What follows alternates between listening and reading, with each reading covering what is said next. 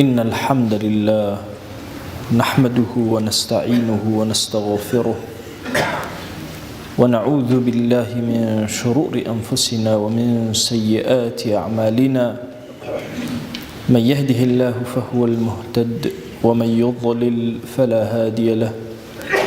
أشهد أن لا إله إلا الله وحده لا شريك له وأشهد أن محمدًا عبده ورسوله يا أيها الناس اتقوا ربكم الذي خلقكم من نفس واحدة وخلق منها زوجها وبث منهما رجالا كثيرا ونساء واتقوا الله الذي تساءلون به والأرحام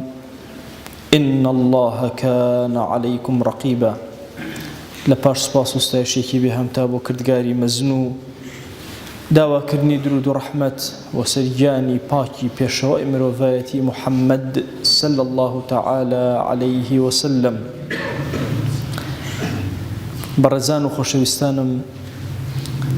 هەمومان گوێمان بووە لە فەرمایشتی پێغەمبەریان صلى الله عليه وآله وسلم کە پیاوێ هاتە خزمەتی فەرمووی ئەوصینی وصيتم موكئي پیغمبریان صلى الله عليه وآله وسلم فرموي لا تغضب تورمبا فردد مرارا چندین جار دوباره کردو هر فرموي لا تغضب. لروي كردن بكردي لا تغضب يعني تورمبا، بلام هیچ مروفك نیه که تورنبه و توربون انسان بدستی خوی نیه. وەکوایە بە کەسێک بڵێ غەم مەخۆ، بە کەسێک بڵێ مەگریە، بە کەسێک بڵێ پێمەکەنە.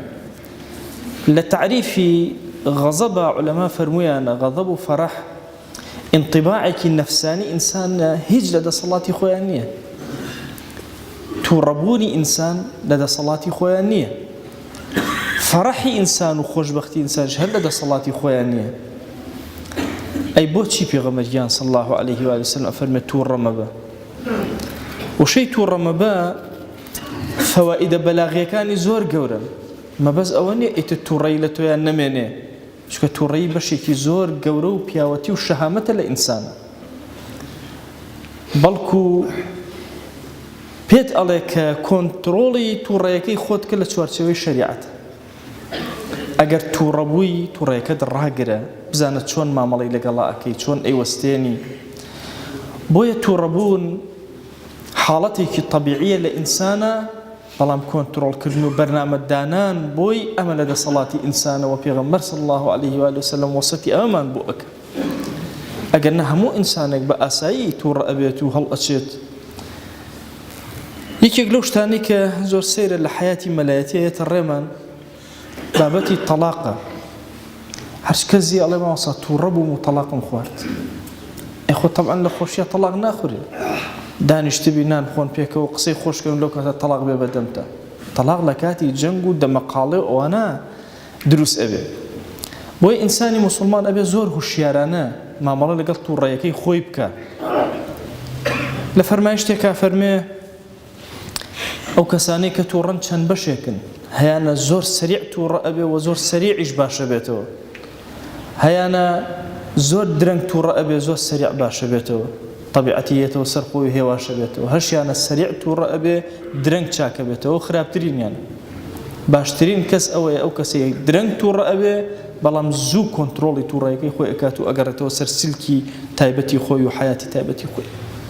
بۆیە ئیبن حیبان ڕەزا و ڕەحمەتی خوای لێ بێ گەورە ڕاوی فەرمایشتەکانی پێغەمبەر صلى الله عليه وسلم ئەفەرمێ سەریعی تووڕەبوون و هەڵچوونێکی زۆر ئەفەرمێ ئەمە شیمە و علامەتی کەسێکی ئەحمەقە.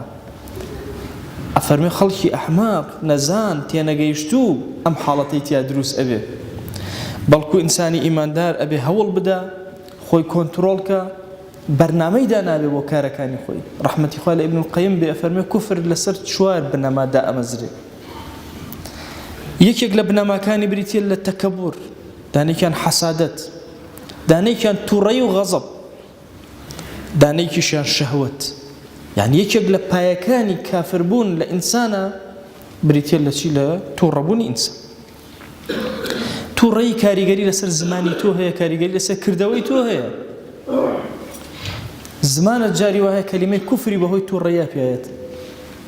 ئەنواع کەلیمات ئەڵێ ئیتر لە تەلاقێکە لە جوێنە لە لەعنەتە لە هەر شتێکیە بەسەر زمانتە هەمووی هۆکارەکەی ئەگەڕێتەوە بۆ تووڕەیی بۆیە ئەبێ زمانت کۆنتڕۆڵکەی لە کاتی تووڕەیی وە کردەوەکانت کۆنتڕۆڵکەی لە کاتی تووڕەیی چونکە هەر ئینسانە لە کاتی تووڕەییە دەست ئەوە شوێنێ وەک شێتی لێیە دوو کەس لە زەمەنی پێغەمبەریان صلی الله علیه وسلم دانێکیان حەبلی کردووە دەستی ئەوی تریان و هێنای بۆ لای پێغەمبەر صلی الله علیه وسلم یا رسول الله هاتووم تۆڵە لەمە بکەیتەوە برای منی کوشتووە فەرمووی بۆ براکەت کوشت وتی ئەگەر ئاعترافیش نەکا شاهیدم هەیە ئەیهێنم بۆ برای ئەم کەسەت کوشت تی والله یا رسول الله هەردووکمان پێکەوە خەریکی چنینەوەی گەڵا بووین گەڵامان کۆ کردو بۆ حیواناتەکانمان تووڕەی کردم فەئەغضەبەنی تووڕەی کردم منیش پاچێکم پێ بوو دام بەسەریدا کوژرا لە بەردەست پێغەمبەری خوا صلی الله علیه وسلم فەرمووی نەتیجەی تووڕەیی نەتیجەی هەڵچوون کردەوەیەکت پێ ئەکا کە لە سنووری خۆت تەجاوزەکەی لە حدودی خۆت تەجاوزەکەی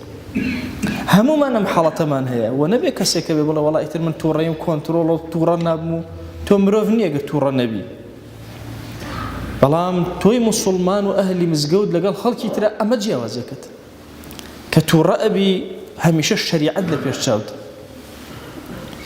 عومەری کوڕی عەبدولعەزیز بەیەکی لە کاربەدەستەکانی وتبوو ئەم نامەیە هەر کاتێ تووڕە بم بمدەرێ ئەڵێ هەر جارێ تووڕە بوو نامەکەم ئەدایە جارێک نامەکەم کردەوە سێرەکەم تیان نووسراوە بترسە لەو ڕۆژەی کە تووڕە ئەبی لە خەڵک منیش لێت تووڕە بم بترسە کە عقوبەی خەڵک ئەدێ عقوبەت بدەم ئەڵێ هەموو جارێ عومەری کوڕی عەبدولعەزیز سەیری ئەمە کرد و هێواشە بۆ تۆ تۆزێ دەسەڵاتت هەیە یەکسەر دەسەڵاتەکەت تەنفیز مەکە بوەستە حلمی ئینسان عاقڵی ئینسان فکری ئینسان لەسەر ئەو تۆزە وەستانەیە کە بڕیارەکان نادا هۆکار زۆرن بۆەوەی ئینسان تووشی تووڕەبوون ئەبێت و هەڵچوونی زیادەکە یەکێ لەوانە کیبرە لووتبەرزی کەسێک قسەیە بەرامبەرتەکە پێت وایە تۆ کەسێکی زۆرەوەی نابێ و قسەی بەرامبەرت بکرێت طەبیعیە ئینسان هەر قسەیەک بەرامبەری بکرێت خەڵک لە خوا ڕازین لە پێغەمبەری خوا ڕازی نین صلی الله عليه وسلم خەڵک گوێن بە خودا و پێغەمبەر ئەدا تۆی مرۆڤ چی کەسێ با گوێنت پێ بدە بۆیە ئینسانی موسڵمان عەدالەتی قەت لە یاد ناچێت لە کاتی تووڕەبوون کەسێک گوێنێکی پێدای کیبر وهات لێ نەکە زۆر هەڵچی هێواش بەرەوە ئەو پەڕەکەی ئەگەر قەوەت لەم کەسە بکرێتەوە حەق و تۆڵەی لێ بکەیتەوە گوێنێکی پێ ئەدەیتەوە لەوە زیاتر تەجاوز ناکە نابێت تۆ لە حەدی خۆی تەجاوزت کردبێ ئەو کاتە تۆ ئەبیتە ظالم و ئەو بێتە مەظلوم عجب خۆ بەشت زانی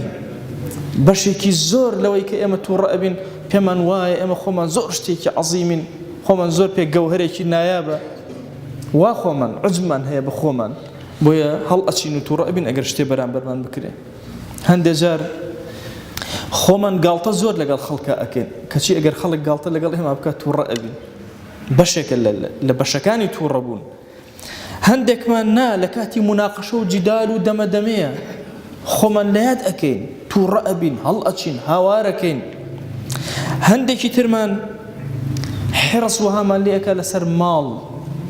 لەسەر بستێ زەوی لەسەر هەندێشتی لاوەکی دنیەوی تووڕەبوون و هەڵچوونێکی زۆر گەورە لە ئێمە ڕوو ئەدا ئێمە ئەبێ عیلاجی خۆمان بکەین بە سنەتی پێغەمبەر صلی الله عليه و آله وسلم خۆشەویستمان فەرمووی ئەگەر کەسێکتان تووڕە بوو بڵێ ئەعوذ بالله من الشیطان الرجیم دوو پیا و تووڕە بوون لە خزمەت پێغەمبەریان صلی الله عليه وسلم یەکێکیان ئەم لاملەیەوە ئەستور بوو دەموچاوی سوور بووەوە هاواریە کرد فەرمووی کەلیمەیەک ئەزانم ئەگەر بێڵێ هێواشە بێتەوە ئەگەر بڵێ ئەعوذ بالله من الشیطان الرجیم هێواشە بێتەوە ئەم کەسە ئەبێ هەر یەکێک لە ئێمە لە عیلاجە خۆی فێنک کاتەوە ئەمە بەشێکە لە حرارەتی ئینسان دەرەچێت لە ئینسان هەندێک جار ئێستا لە ڕۆی طبیەوە تووڕەیی تووشی جەڵتەتەکە تووشی ئەنواع جۆری نەخۆشیتەکە تووشی شەلەلتەکە شەلەل شتێک لە کارەکەوێت دەستت قاچت بڕۆ ئەم گۆڕانکاری لاشەی تۆ یا ڕوئەدا پێویستی بە ساردکردنەوە هەیە بۆیە خۆشەویست فەرمانی پێکردن بۆی کە دەستنوێژ بگرین لە کوردەواری خۆمان ئاڵێن بە ئاو بخواتەوە ئاوی سارد فعلا ئاوی سارد کاریگەری خۆی هەیە لەسەر هێمن بوونەوە هێواش بوونەوەی ئینسانەکان بیرت نەچێ سکوت و سکون سکوت و سکون عیلاجێکی زۆر گەورەیە بۆ تووڕەی. ساکت بە و بێدەنگ بە کەمێک خۆت بگرە قسە مەکە، مەهێڵە مەجای زمانت مەدە، بیرکەرەوە و هەوڵ بدە لاشەت ساکن بکەی. وەیە پێغەمبەریان صلی الله علیه وسلم فەرمی ئەگەر بە پێوە بووی دانیشتوی ڕاکشێ. لە فەرمێشتەکە ئەمری کرد بە یەکێ لە هاوڵان فەرمی ڕاکشێ، خۆت بدە بە عەرزە تەواو، خۆت تەختی زەویکە، وەی حەرەکە نەکەی، هیچ جوڵێک نەکەی، زەرر لە بەرامبەرەکانت نەدەی دوایی پەشیمان بیتەوە. دائما ئینسان لە بیری فەضائیلی ئەعمالە بێ. ئەزانن ئینسان ئەوەی کە زۆر لاوازە ئەوە زۆر تووڕە ئەبێ، ئەوەی کە بەهێزە لە مستەوایەکی زۆر گەورە نابێت تووڕە بێ، تووڕەی هێواش ئەبێتەوە. زۆر کات باوکو دایک زۆر شت لە مناڵەکانیان قبوڵ ئەکەن کە مناڵەکان لە دایک و باوکی قبوڵ ناکەن، کە لای ڕەفیقەکەی خۆتی قبوڵ ناکەی، لە کەس پێت قبوڵ ناکرێت، لە مناڵەکەی خۆت پێت قبوڵ ئەکرێ، چونکە تۆ لە هێزە ئەو لە لاوازیایە. زۆر کات خێزانەکان بۆ تووڕە ئەبن لە زەعف و لاوازی خۆیانە هاوار و قیڕە و دەنگیان بەرزە بێتەوە. بۆی ئینسانی موسڵمان ئەبێت دائما بیری بەلای ئەوە بێ ئیدفع بالەتی هی ئەحسن. لە کاتی ململانەکانە هەمیشە جوانترین و باشترین هەڵبژێرێ. ئەو کەسێک کە زۆر خراپە لەگەڵ تۆیە کاتێک ئەزانێ ئەبێتە وەلیەکی حەمیم بۆ تۆ ئەگەر هاتوو تۆ ئەمەت جێبەجێ کرد. ذکری خوا جەل جەلالوه، چۆن لە ئەعوذ باللهەکەوە ذکری خوا ئەکەی، لەو کاتە بە ذکری خوا یادی خوا بکە، تۆیەکی عەبدی بێدەسەڵات ئەوە تووڕەکراوی، ئەی ئەگەر تۆ خوا تووڕە کردبێت چۆن مامەڵە لەگەڵ تۆیە ئەکای عەبد. بۆی ئینسان ئەگەر بیر لە خوا بکاتەوە جەل جەلالوه زۆر هێواشە بێتەوە، زۆر هادی ئەبێت. ئەبێ هەر یەکێک ئێمە لە ئەمڕۆیە بە تایبەتی کە جەوی ماڵەکان و کافر هێرشی هێناوە بۆ قەڵای ماڵەکانمان، بەیت و ئوسرەمان خەریکە تێکەچێ بەسەرێکە، ئەبێ حیلممان زیاد بکەین، حەوسەڵەمان زیاد بکەین. تایبەت پیاوان و سەرۆکی عائیلە لە ماڵا زۆر گرنگە، شەریعەت زۆر گرنگی پێداوە.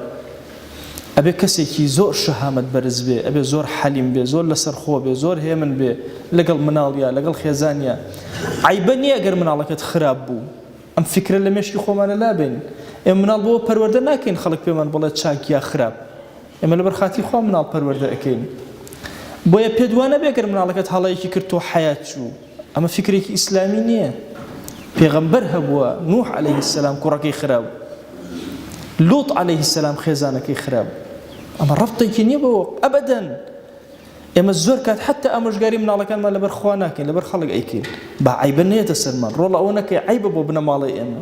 ئێمە چین تا عیبە بێتە سەرمانیان نێ، ئێمە لەبەر خاتی خوا مناڵ پەروەردە ئەکەین، لەبەر خاتی خوا پیاو ئەو هەموو جوهدە ئەکا لە پێناوی خێزان و ماڵ و مناڵی خۆیان. بۆیە ئەبێ بەڕاستی ئاستی پیاو لە ئەمڕۆیە ئاستێکی زۆر باڵا و بەرز بێ، زۆر گەورەتر لە ئێستەمان مامەڵەکەین و تەعاملکەین. عەزیزانم، ئێمەی ئومەتی پێغەمبەر صلی الله علیه و آله وسلم ئومەتێکین شیمەکانی پێغەمبەر صلی الله علیه وسلم بۆنی ئەو جەماڵی ئەو شیرینی ئەو لێجێکی ئەم ئومەتەیە ڕەنگ ئەداتەوە. بۆیە ئەبێ بزانین چۆن مامەڵە ئەکەین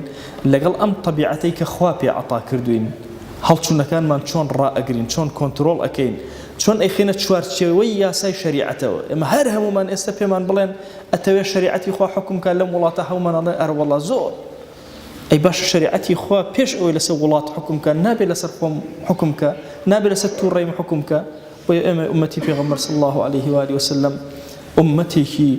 هادیئین، ئومەتێکی لەسەر خۆین، ئومەتێکین ئەگەر تووڕەش بووین شەریعەتی خوددا لا نادەین. خوای گیان لێت ئەپاڕێنەوە، لێت ئەلاڵێنەوە، ڕەحمەت و بەزەی خۆت بەسەرمانە ببارێنە، عەفو و عافیەتی خۆت بەسەرمانە ببارێنە، ئیمانمان سەلامەت کە یا ئەکرەم الئەکرەمین، ڕۆحمان ئاسوودە کە یا رب العالمین. خوای داوات لێ ئەکەین بە گەورەی خۆت هەر گوناه هەیە لەمەوە پێش کردومانە عەفومان کە، هەر گوناه هەیە لەمەوە دوایکەین و فریای تەوبە ناکەین عەفومان کە. ئیلاهی داوات لێ ئەکەین بە ناوی جوانت بە صیفەتی بەرزە بە ئیسمی عەظەمت دەرگاکانی خێر بەسەر ئومەتی پێغەمبەر صلی الله علیه وسلم بکەرەوە. ئیلاهی بەرەو مانگێکی پیرۆز هەنگاو ئەنێن، خوایە داوات لێ ئەکەین شەڕ و ئاشوب و فیتنە لەناو وڵاتی موسڵمانانە مەهێڵە یا رب العالمین. ڕەحم بە موسڵمانانی غەزە بکە یا ئەکرەم الئەکرەمین. ئیلاهی لە بێکەسی خۆمان، لە بێدەسەڵاتی خۆمان، لە بێهیممەتی خۆمان هاوار بۆ لای تۆ بەرزەکەینەوە. زۆر بێکەسە ئومەتەکە هەموو ئاگر و ئاسنی دنیا بەسەریانە تاقی کرایە بەسەر ئەهلی غەزە. يا إلهي داوالدي أكين بهانان ولو نصرتيان بدا يا رب العالمين خواه السري يهود ونصارى ومجوز بشكينا يا أكرم الأكرمين من الشر يعني كالزليل يعني يا رب العالمين خواه جان لت أبارنا ولت ألالينا وأم عبدانا هاتون تمالكيتو أمان أهل توحيد يا إلهي أمان أهل خير يا رب العالمين أمان سجدنا بن تنهاب نبي ركوعنا بن لحضور يا نبي دسي زليل دعاء برزناك وتنهاء لمقام يا نبي دا إلهي دعاء كان جرابك وادعوا الله وأنتم موقنون بالإجابة. الحمد لله رب العالمين والصلاة والسلام على خير خلق الله محمد وعلى آله وأصحابه الكرام وتابعيهم بإحسان إلى يوم الدين. ربنا أرنا الحق حقا وارزقنا اتباعه وأرنا الباطل باطلا وارزقنا اجتنابه. ربنا آتنا في الدنيا حسنة وفي الآخرة حسنة وقنا عذاب النار. أوصيكم عباد الله ونفسي قبلكم بتقوى الله وكثرة مخافته، فإن التقوى شعار المؤمنين ودثار المتقين ووصية الله تبارك وتعالى في وفيكم وفي الخلق أجمعين. وشوي سكام برنامج شيرينو إسلامي قرم بابتي وقرم مسلوى قصير سر كردنو كمال قوانينش بينيانا ركا با قانونا اگر اما هرمانا كرمي حتما وجبختي إدني أو دنيا بيمي برنامج بينين مرات شني اما تاومي معاملة كرمي شني تاومي اما هنگام بنيمي مسائل توريمان قصي ما شني بچاكاتنا تشيش كرمي دسو ديم گرمي نش میره اگر پیو بیمه کیشی میره سکوت و سکون کرمه ای شریعته عکس فطرت انسانیه حتی پیغمبریان صلی الله علیه و آله و سلم وش تو ربیان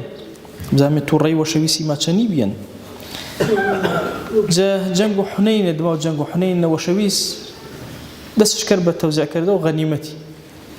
کسی و غنیمتی فرج دی پنه کسی و صاوش ترج دی پنه كسي وتر أدي 1000 درهم ألطونش دي دبنا نفر وأما ما شو والله إن هذه القسمة ما عدل فيها إي قسمتها بيغمر صلى الله عليه وسلم عدالتج نكرتشنش وما أريد فيها وجه الله وما بس شنج رزا من دي خواي نبي يقصي فرختنا وراون بيغمر كريو صلى الله عليه وآله وسلم صحابي وقوش شوبي أما قالنا شو بي وشويسي صلى الله عليه وسلم فرماوج نفري وأباسش فرماو أباسش وات ما شوف فتغير وجهه حتى كان كالصرف دمو تشمو بيغمري صلى الله عليه وسلم فاريا حتى وكو بيسد دار الصرف سر أما دار الصرف دار والسورة يعني السور بيو دمو تشمو بيغمري صلى الله عليه وآله وسلم فرماواش فمن يعدل إن لم أعدل كتا وعدالة كرو أجر من عدالة نكرو والله رحم الله موسى خوا رحم بموسى كرو تشينيزياتر فرفر عزت شاده يهودية بنو إسرائيلية هشتا صبر جرتو آرام جرتو صبر جرو سرشا هيج كارداني وجنبي بيغمريان صلى الله تعالى عليه وسلم فرموان الشديد آكسيك آزانو تنا شريعة نكين آكسنك مصارعة كرو خلق موزميلة إنا بالوانا كان نا فرموانش بالوان آكسنك يملك نفسه عند الغضب كاتو ترينا كطبيعتها إنسان تربنا قد ما تربي بلام نفسه وش كنترول كرو نمازو زيادة رأي كرو نمازو تجاوز كرو نمازو ياساك شريعتي برو اما إيمان دار إنا واجبك وسروشان إيمانا بتايبتي آرونا وسائل فرن بي أنا إما تورا كرو تايبت بياكي قرقتا نظامو يانا كرش شوازي وشوازي تركي وسكو پرورده آرونا فرز زحمتا جاران اگر کسی و دارتاج بیا کورکش دارتاج برشین عالم بیا کورکش عالمی برشین ایسا عالم کورکش پولیس برمش عالم مثلا کورکش دارتاج برمش عالم کورکش پیاکوش برمش چه وکی گر تیکش ینم لیوره طبیعی پولیس ها کسی که تماشاکری کورکش چه بهتر برمش بازرگانی گوره برمش کس میاون زمن و کفئی خریک دلی نمشو که ایم شریعتنا بابتي وفرق ورما هنبا مسألة كفي إن هاوشاني يكتريا كناچی کێ پێی کناچی کێ مشیۆ باب و نکاح و تەلاقی هەتا شریعەتە نەباس کەرەوە ئایا ئەگەر وەزیرێەوە ئەمە داوا و کناچی و عالمێوەش کرد پێش مشیۆ پێش مشیۆ کوفئێنەیە کوفئێنێنێ هاوشێ شانێنێ هاوشێ بەس ئارۆ نەگرچێوەکە تێکێشێنێ بەشێک کەم جە پەروەردەی کەوتن دەس و پیایەکە بەشێ فرەژی نا دەس و کۆمەڵگای و دەس و ئی تۆڕە کۆمەڵایەتی و ئی ئەنتەرنێتەوە کە ڕۆژکردن عالەمی ئیسلامی وەروانەی ئارۆنە جۆر و تووڕەیی پیایەکە فرەتنە فرە وەختی وە چش مەزانەوە چی تووڕە بوو چی ورمشۆ چی هێواش بووە سەبەکێ چێشە هۆکارەکەی چێشە زەختی فرەی ناسەر و پیایی زەختی مادی و معنەوی ناسەر و شانە و پیایی وەروانەی جە ئارۆنە جەگر کاتێ زیاتر هەرمانەوە پانێنەکە وێ ماوەزمە چێر و وەرەتا و دەسوور و شریعەتی ئیسلامی بەتایبەتی چا طەبیعەت و هەڵسوکەوتانە کە هەنێمە طەبیعەت و هەڵسوکەوتەکەش بەتایبەتی تەرشە ئانێکە بابەت و تووڕەییمانە کە هیچ کاردانەوەمان نەبوو جە شریعەتی تەجاوز کەرۆ محاولە کەرمێ هەوڵ دەیمێ هەر ئینەی چەمانە و فەرمایشتەکەی پێغەمبەری صلی الله عليه وسلم کە فەرماواش لا تغضب معناژیان نیە هەر تووڕە نەبی نا فەرماواش کە تووڕە نەبی یعنی دلێ تووڕەیەکەی تەنە هیچ کاردانەوە وەڵ نەبوو هیچ خراپەکاریەوە تەر نەکەری شریعەت سەرپەرشتی تۆ کەرۆ ولا ناڵیجە شریعەتی داواکەر من جەزات و پاک و پەروەردگاری ئی طبیعەتە تەنەی کە ئارۆنە پێما دروست بیان ئاوەش کەرۆ ملەرەوە هێمنێما کەرەوە هادی ئێما کەرەوە بۆ پێغەمبەریانی صلی الله عليه وآله وسلم طبیعەت و تووڕەیی ئێمەنە دروست بوو و داواژ وەنەکەرمێ بەڕەحمەت و بەزەیوێش هەرچی کەڕەم و ڕەحمەت و شام بجۆژ ملمارە عاقبەتیمان پڕکەرۆ خواناسی دینداری عاقبەتیمان پڕکەرۆ جە هەرمانە خەیرە جە هەرمانە فرە گەورە پێی خزمەت و شریعەتی أوصيكم بالصلاة والسلام على رسول الله أمر الله تبارك وتعالى في محكم تنزيله قائلا إن الله وملائكته يصلون على النبي يا أيها الذين آمنوا صلوا عليه وسلموا تسليما اللهم صل على سيدنا محمد وعلى آل سيدنا محمد وبارك على سيدنا محمد وعلى آل سيدنا محمد كما صليت وباركت على إبراهيم وعلى آل إبراهيم إنك حميد مجيد اللهم اغفر للمؤمنين والمؤمنات وللمسلمين والمسلمات ولمن أنشأ هذا المكان اللهم أعز الإسلام والمسلمين وأهلك الكفرة والملحدين اللهم انصر من نصر الدين واخذل يا رب من خذل الإسلام والمسلمين اللهم آت نفوسنا تقواها فزكها أنت خير من زكاها أنت وليها ومولاها آمين آمين والحمد لله رب العالمين أقم الصلاة يرحمك الله